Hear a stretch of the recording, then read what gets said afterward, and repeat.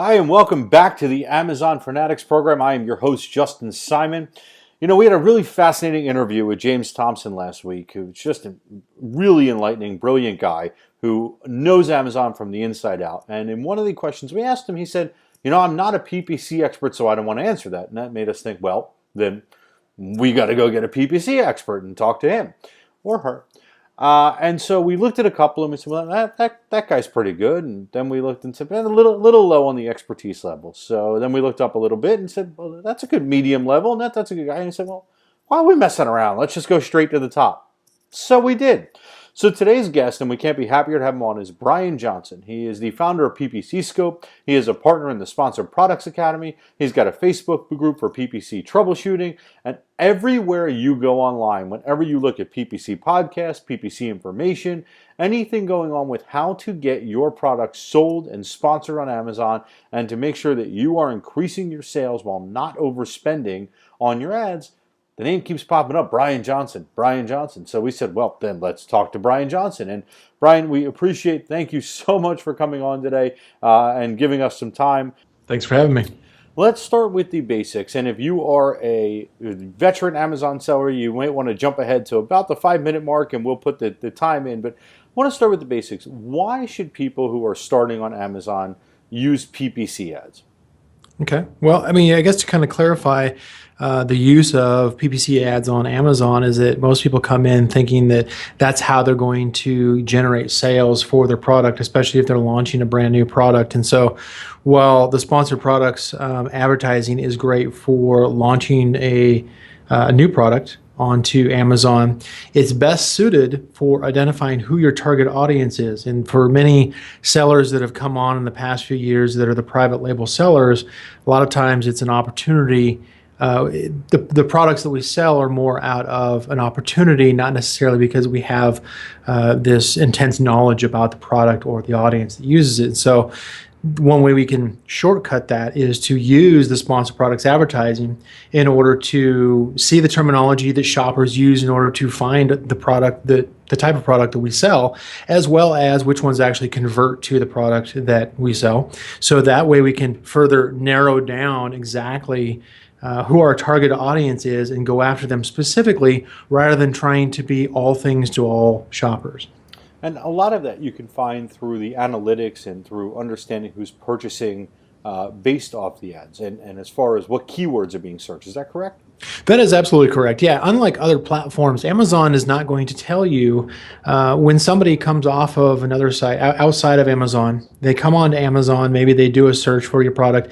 If they just purchase your product after doing a keyword search, for instance, without going through a pay-per-click advertisement, Amazon's not going to tell you which keywords were used. And so you're guessing. You don't really know. You're kind of going off of what you see your competitors are using in their titles and what the category name is and what you think that people would use in order to search to find your kind of product. But most of the time, it's not until we actually run that advertising that we learn some of the specific terminology that people use, including variations and the fact that there's more than one audience for most products. In fact, there's usually 2 or 3 different audience types for each product, and that can present an opportunity not only to cater to specific niches of, cater to different audiences, but also to really, I certainly use it in what I teach is to make sure that you're using that information, that's intelligence that's specific to your product, the specific search terms that shoppers are using. You can optimize your organic product listing in order to rank higher for targeted, for a few of your targeted keywords that actually convert. You're not just guessing based off of what competitors are doing.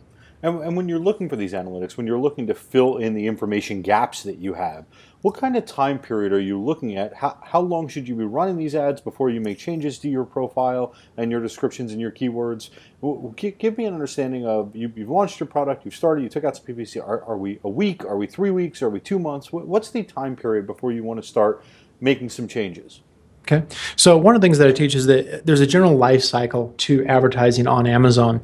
Generally, you've got your startup or your launch of a product, and that's where you are running some just initial assessment of what the marketplace is like. So in other words, what you're doing is you're running, as an example, you might start off with one or two automatic campaigns for your product in order to have Amazon tell you what keywords or what search terms rather that it thinks are directly relevant. Those could be product relevant, those could be audience relevant, they could be completely irrelevant in some cases.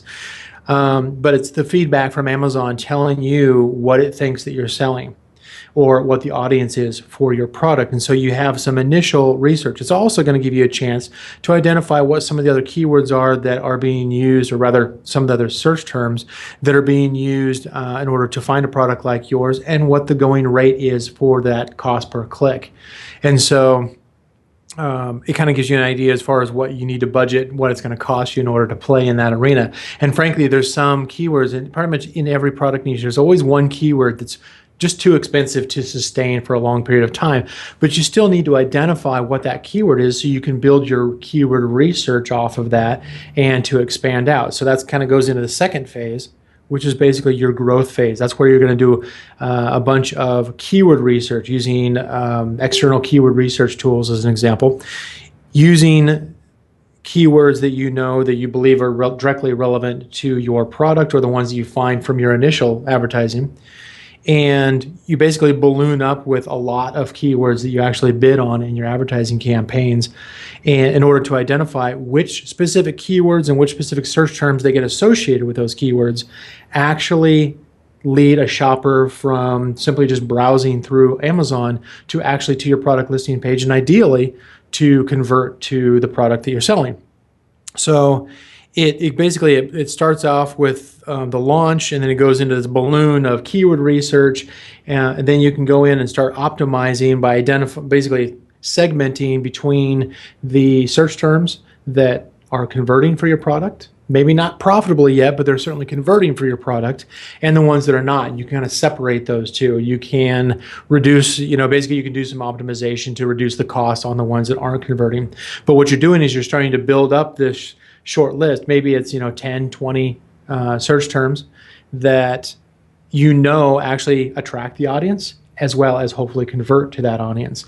And then the final life cycle, the final stage of the life cycle, is to circle back around and consolidate that all back down, compact it down into just the profitable search terms, the profitable keywords that convert well for your product.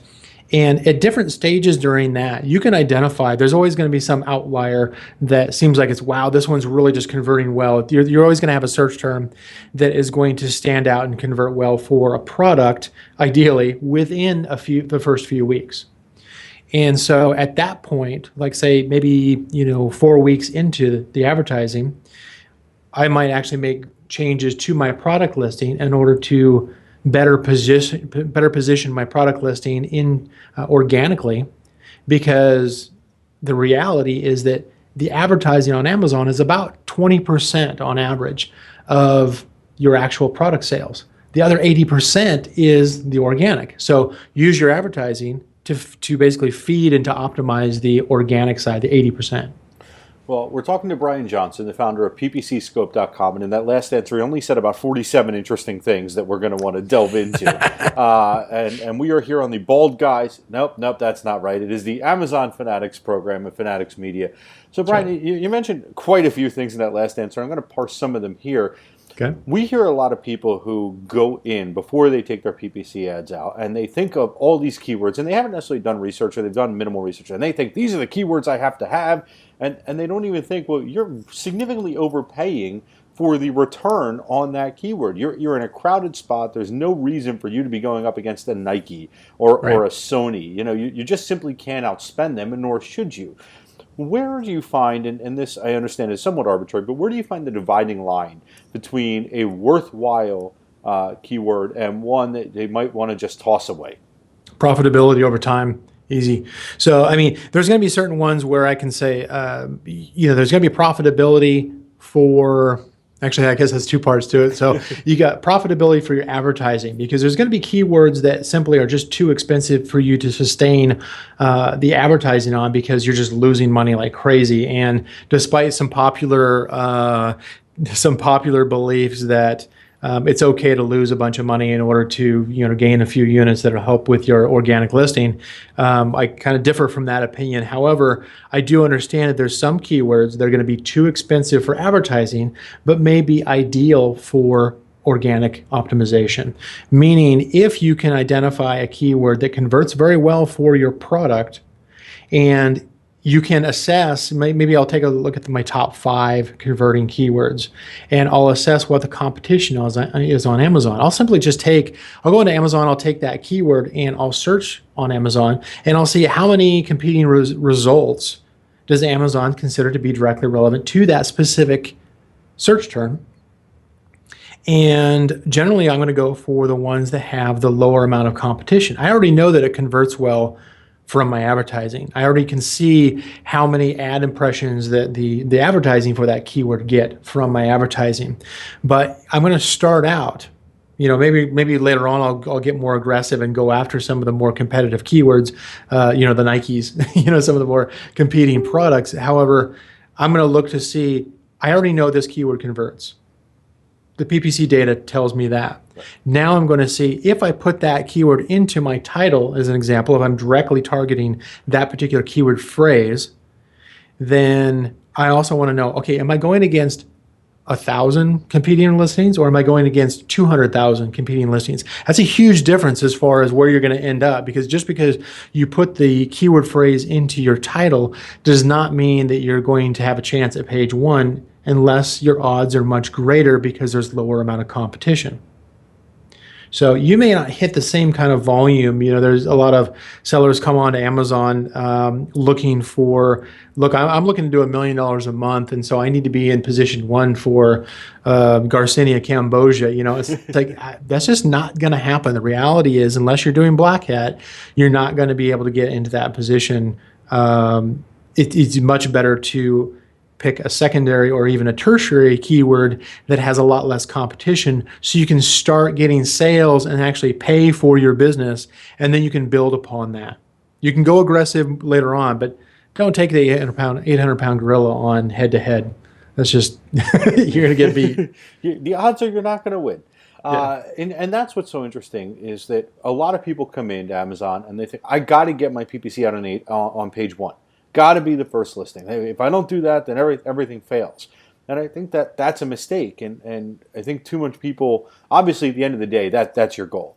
But if you are coming in and you're just starting out and you're selling, let's just say, a garlic press, which is the popular nobody wants but everybody sells item on Amazon, what are mistakes that are people making when they do this kind of nonsense belief that it's page 1 or bust? Well, most of the page 1 thing is you could do, that comes from the school of thought. That comes from basically the Google and Google AdWords background, both organic search results as well as advertising. So page 1 is always king. It's like, well, you got, if you're not on page 1, you're not really making it big. The reality is that you can still get sales on page 2, page 3, etc., especially if you're in that position organically, because there's a lot of other factors that we don't even consider when we're targeting a specific keyword phrase that maybe come into play that present your ad or your product listing in a higher position than you would normally track it using like a tracking tool, for instance. And so one of the things that I like to do on that, there's an aggressive approach and there's a conservative or passive approach.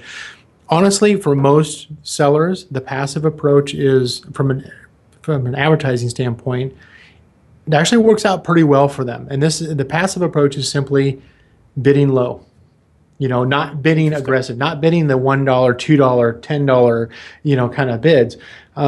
Simply just coming in with, a big list of long tail keywords at 20, 30 cents and just let it run. Sure, you're leaving a lot of money on the table. Sure, there's other keywords that you could be exploiting, but honestly, if you start out with a lot of keywords and a low bid in comparison to what your market is, then you're likely going to get, your PPC can be profitable fairly easily. Now, when it comes to getting an ad on page 1, it's actually not that hard to get an ad on page 1. The challenge is that most people don't understand that how the Amazon ad auction works. And part of that has to do, there's 2 parts to it basically. One, it has to do with a relevance filter.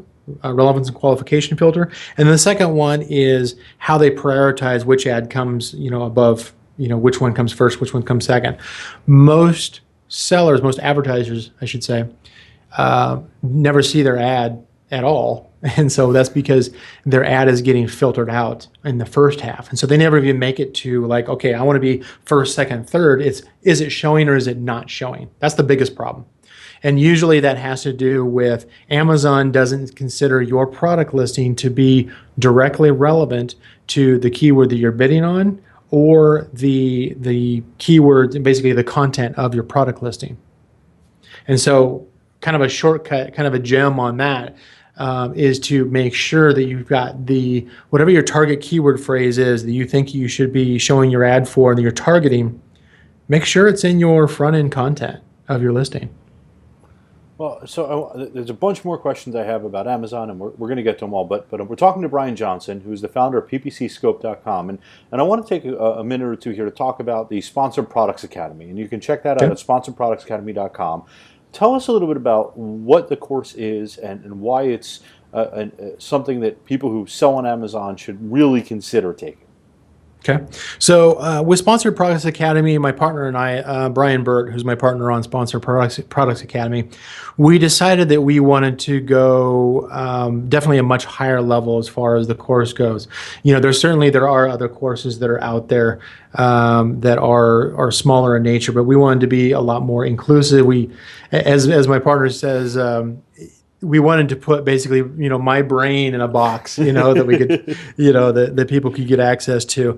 And so we developed a 4-week course that goes through basically week 1 is an introduction. It's basically laying the foundation, especially for new sellers to really get their head around why do you use the sponsored products advertising? How does the system work? What are the basics as far as getting set up? What's the terminology? Some of the more experienced sellers oftentimes think it's like, oh, well, week 1's going to be too basic for me. But then they get in there and it's like, wow, I guess I had some misconceptions that it needed to be corrected. And that was even covered in week 1. Week 2 goes more into the basics and intermediate level keyword research, campaign structure, general strategies as far as doing that keyword, basically getting more ad exposure for your product. And so basically growing that audience visibility. Week 3 goes into expanding that beyond. And I got to tell you is that most of the students of sponsored products, there's so much in week 2 that's where they stay, because it's like, well, I could spend all my time just focusing in on the week 2 because that's the core, that's the foundational principles that make the advertising work. Now, if they happen to get to the point where they can move on to the week 3 and week 4, that's where we're getting into some of the more advanced, higher level, intermediate and advanced concepts, some specialized targeting campaigns, reaching out to basically advertise to audiences rather than instead of just trying to sell your product, you're trying to actually target your audience, which is 2 different concepts when it comes to advertising. And there's some other things that basically go in, especially in week 3. I break down the mechanics as far as how Amazon's sponsored products ad auction works, how the algorithm works, and basically how to play into that, both with your product listing content as well as your advertising, to make sure that your ads, A, they show up in the first place, and B, they show up where you want them to, which is often not in position number 1. Because that is position number 1 and position 2 are typically 2 to 3 times more expensive per click than any other ad position. So, but at least you have control as far as where your ad gets shown, and that's something that I teach in detail in week 3. And then week 4 goes into some more of the exotic things as far as Amazon marketing services, which is like the banner ads along top, as well as some other ads strategically placed throughout Amazon, which can be it's a great thing. Basically, I teach you how to get access to that, the Amazon marketing services, and how to leverage that. So, and then there's a bunch of other tricks and specialized techniques and advanced concepts that I go into in week 4. Well, it's interesting. Sometimes we'll be doing our interviews and we're doing podcasts, and we have a question lined up, and we'll be talking to a guest, and they totally veer off, and we don't have anywhere to go with it. Brian just did the opposite. And we're talking to Brian Johnson, the founder of PPC Scope, and he just kind of gave us an overview of the sponsorproductsacademy.com. And our next question that was going to be as soon as you were done your answer is actually a direct offshoot of something you just said, is about the Amazon algorithms.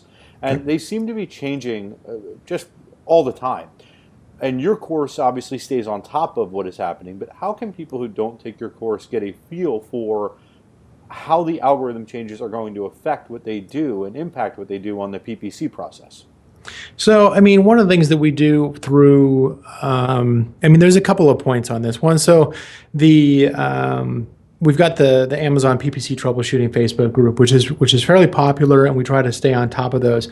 Honestly, when it comes to algorithm changes, there's not as many algorithm changes as people think.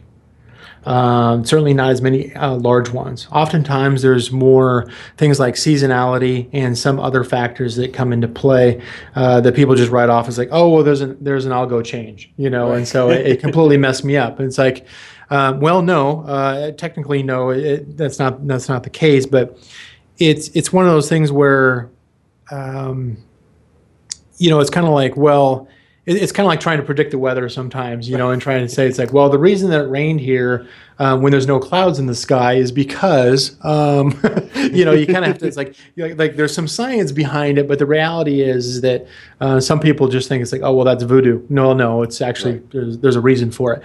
However, there are a lot of factors that we can't always identify right away, but we certainly try to keep on top of it. And the unique visibility that I have from an agency standpoint, as well as the community and the community feedback that I get from a lot of, I've got everything from students to advisors that I feed into, that feed into me and that I collaborate with. And so we get to see from a lot of different points of view and start building patterns to identify what those algorithm changes are. So while you can certainly stay plugged into, like, say, our Facebook group, we'll also be presenting that into some of the software. It's not available now, but we'll be presenting that soon. We actually have...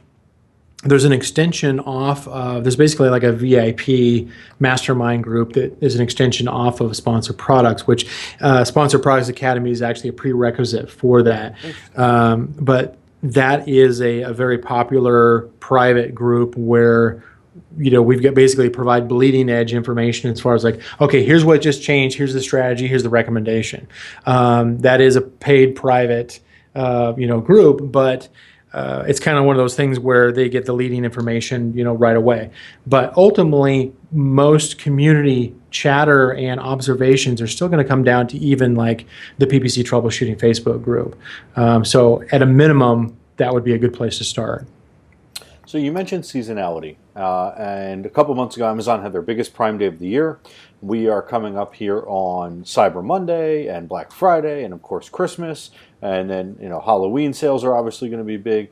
When you are looking at holiday sales or one-time events, how do you change your PPC model, or do you? I guess I should ask to start there. Do you even change your PPC model as far as how you approach what you're trying to sell? Okay. Well, the one thing I would certainly recommend is make sure that you're doing your keyword research and experimentation well before the holiday season starts. If you're not doing your bulk keyword research and you're not testing out 1,000 different keywords to see which long tail keywords work, long tail meaning the more descriptive keywords that are typically 3, 4, 5 words in length, right. Then like, for example, for those who are listening, best Christmas gifts for boys, or something along those lines. Yeah, and I would avoid that. So don't do that one at all. Yeah, but there's a reason for that. One is typically the ones where you're trying to target too broad of an audience become very expensive during the holiday season. So I'm glad you brought up that example. Anything that talks about, like, as far as gifts, for men, for women, for boys, that kind of stuff, those tend to get too generic that you end up competing with 500,000 other listings that might be competing for the same kind of keyword. But the advantage of doing the keyword research now and getting it out of the way is that you identify those 10 to 20 keywords that convert, that convert. And ideally the ones that are more than just 1 or 2 words, ideally that have 3 or more words in the keywords. that convert for your product, because those are the ones you're going to want to go aggressive on during the holiday season and compete for, rather than trying to compete with the other advertisers who only think of, oh, I've got a great idea, I'm going to advertise for Christmas gift. And then all of a sudden people are paying, north of $10 per click for Christmas gift, and they're just bleeding money like crazy. And they get one conversion, they just commit to that path. And then when the season's done, they're like going, okay, I sold $5,000 in merchandise and I spent $4,000 in advertising minus my product costs. Seems to me like I just lost money, because they're not paying attention to the difference between how much they're spending and how much they're profiting, which is something we highlight specifically in the software. But don't try to go for these, like I'm going to go for the biggest, most high traffic, because you're just going to get eaten alive, because everybody's going to be trying to throw money at that term. Do the research right now so that you're prepared and you're not experimenting during the holiday season. You already know what converts for your product. Well, so that's an interesting question. Are there tips that you can give people so they don't pull the best Christmas gift for boys? Obviously, the research and whatever, but are there a combination of words, or are there things that will really stand out that will separate you from what everybody else is doing? Because even those people who do keyword research may not know that there are still things to avoid or things to focus on. Yeah. Well, initially you're going to find it's like, well, the automatic campaign or even my manual campaign might, return back and say, wow, my ad showed, 50,000 times this month for the term Christmas gift, as an example. However, that is going to be a very expensive term. It's going to have very, very low, the more generic, the more broad the audience, the less click-through rate, the less conversion rate you're going to get on that. So it's just going to be expensive. And it's going to eat up your budget that could be better spent somewhere else. And so I would actually if you identify a term, one or two word keyword, for instance, that gets a lot of traffic for your product type, and ideally has a higher than average click-through rate, and that's kind of subjective, as far as, what that number is. But what I generally look for is if you can identify keywords that have a lot of search volume, and a lot meaning at least 1,000, impressions, ideally, 10, 20, 50,000 impressions over a period of a month, then if you can find one that also has a higher than average click-through rate, meaning like say something like above a 0.4%, like 0.4% click-through rate or higher with that kind of search volume, then that's a potential winner. Now, you may not be able to compete on that as far as bidding high and bidding aggressive on that during the holiday season or even most seasons, but you can take that keyword, that one or two word keyword, and use it as part of your as a seed keyword in your keyword research in order to identify 50, 500, 5,000 related keywords that you can then test to identify other keywords that are related, not near as competitive, but when they accumulate all the ad traffic together and all the conversions together, they outpace that original one. And you're not paying a premium for very low conversions. Better for less is kind of how we like it. Yeah. One of the women we work with, Irina, is a lovely, lovely human being, and she has been asking me since we started talking to you to ask you one question. So I've got to get it out here before we're just a couple minutes left here with Brian Johnson. I use a razor. That's yeah. Oh. Me too. Everybody just assumes clippers, but it's always a razor. I don't know if you use the head blade. I used to use the head blade, the little blade on wheels, but I went back to the Dollar Shave Club and been happy ever since. But and don't forget to exfoliate. But I don't think Irina, with her long flowing hair, is going to be too worried about that. Right. What she did want to know and talk about a little bit about is the value of Amazon PPC versus advertising on Facebook or advertising off channel, and what your expected return and value should be in comparison. Wow. Okay. So they're different animals for sure. Off Amazon, such as an example, Facebook advertising and AdWords advertising has a much larger scale. Most people think it's because of the size of Amazon that the advertising platform is just as big as these other ones. It's not even a fraction of Facebook or or AdWords. Now, don't get me wrong. I manage some accounts that spend over $100,000 a month on sponsored ads, but at the same time, for most sellers, it's just not. It doesn't have the scale. It doesn't have the ability to just throw money at it like you would other platforms like Facebook or AdWords. But one of the things that I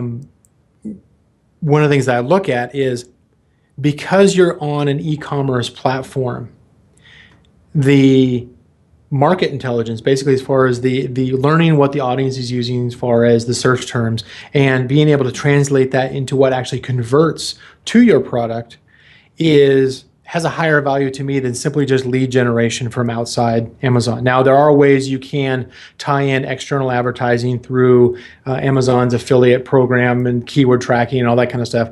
But honestly, a lot of those are way more complicated to set up currently than most sellers are willing to take on. It's much easier in order to just implement the sponsored products advertising on Amazon and let it run. Use some common principles as far as setting up your campaigns properly and using a basic strategy like I share in that PPC troubleshooting group. There's I've got my 2016 Brian's Basic Strategy Guide, and for most advertisers on Amazon, that works. That's the way to go. Now, there's a lot of optimization that still needs to be done, and that can be niche specific, but the keyword intelligence that you get, especially translating that to what converts for your product and how well, is much better data than simply just the lead generation that I might get from AdWords or Facebook.